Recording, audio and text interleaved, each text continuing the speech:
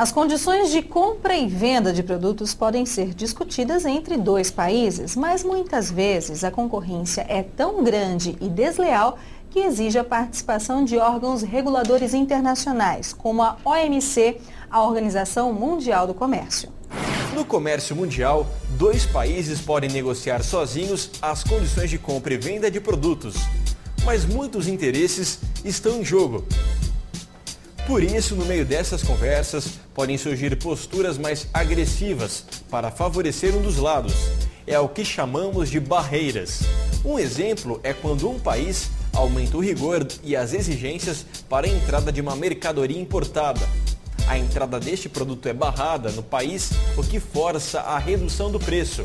Nestes casos, organismos internacionais são acionados para resolver impasses. O mais importante é a OMC, Organização Mundial do Comércio. Há também as rodadas de negociações com a presença de representantes de diferentes nações. Geralmente são discussões difíceis e que levam anos para se chegar no entendimento. A mais recente delas é a rodada Doha, que começou em 2001 e segue até hoje na tentativa de haver maior abertura no comércio mundial da agricultura e da indústria. Professor Celso Grise, como é a situação agora da rodada Doha, que já faz 10 anos? Essas rodadas internacionais, Luciane, são sempre, invariavelmente longas, porque são tantos os itens que se negociam.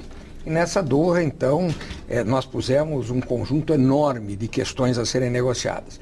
Com 150 países, como disse o André, isto é realmente muito complicado.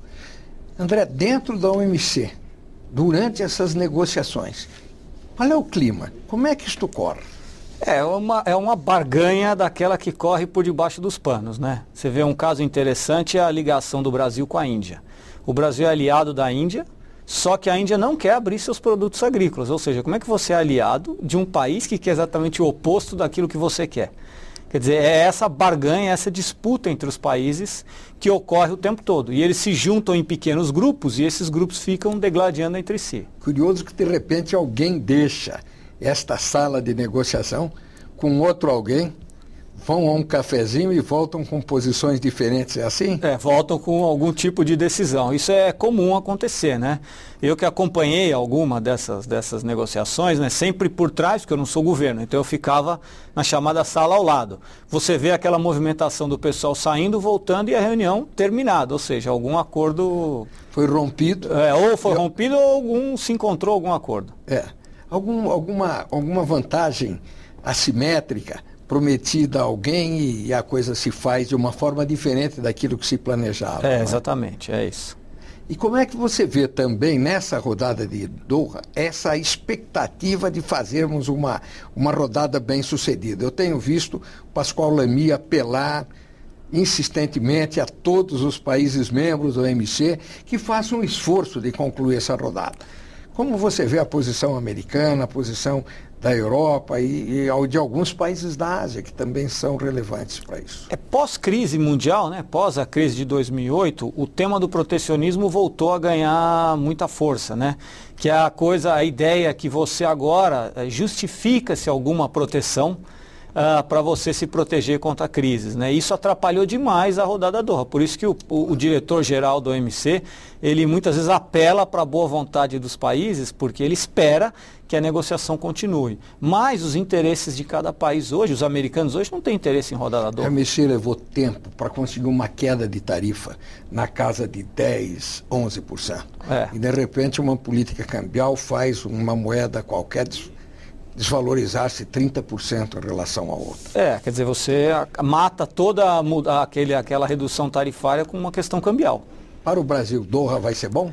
Para o Brasil, Doha vai ser bom, definitivamente. Não só para o setor agrícola, mas para setores industriais também. O que o pessoal esquece, às vezes, é que uma rodada dessa é boa para quem produz, mas é boa para quem consome também.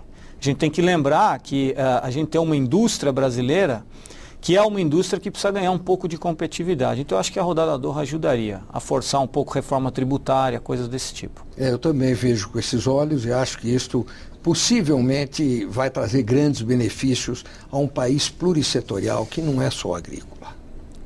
Sem dúvida. O Brasil, a economia brasileira é muito mais diversificada. O setor agrícola, que é muito grande, mas o setor industrial é enorme, né?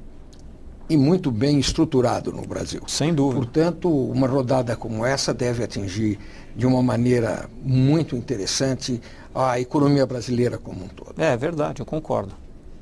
O Cifras e Safras fica por aqui. Agradecemos a presença do nosso convidado de hoje, André Nassar, diretor-geral do ICONE, Instituto de Comércio e Negociações Internacionais. Se você tem dúvidas ou sugestões, entre em nosso site, que é o www.cifrasesafras.com.br. Você pode participar por e-mail ou gravar uma pergunta pela webcam do seu computador para a gente exibir aqui no programa. Sua participação é muito importante e vai nos ajudar a fazer um programa com a sua cara.